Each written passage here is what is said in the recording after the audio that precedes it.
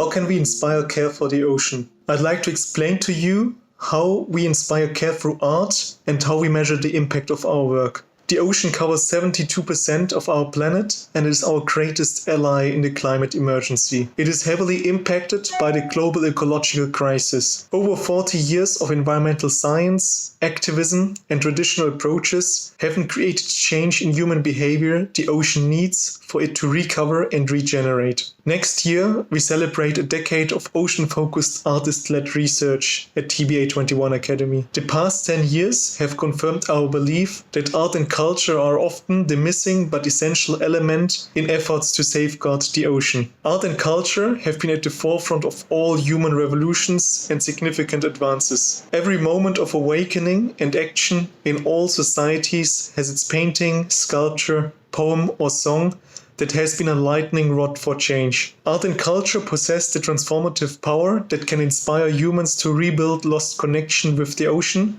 and deepen their care for it. For the past 2 years, we have extensively reviewed our work of the past 10 years, building our theory of change and refining our methods for how we understand our ability to achieve the impact we seek. From this, we know that our work increases intrinsic motivation in those that work with us and those who experience our work, driving experts and those entering ocean topics for the first time to learn more about and then instigate practical action to support the ocean.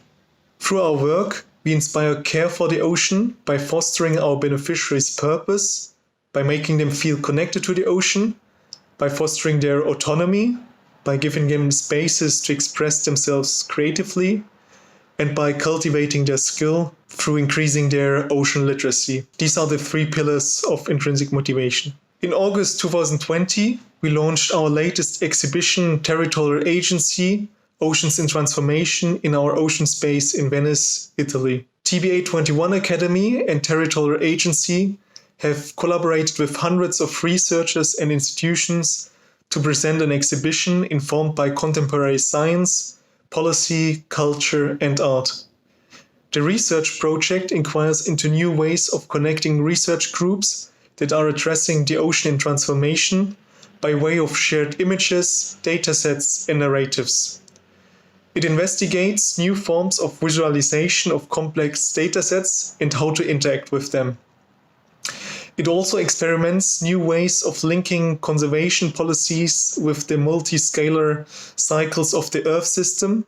It looks into new connections between art and other forms of inquiry and uses the ocean as a source of art and inspiration.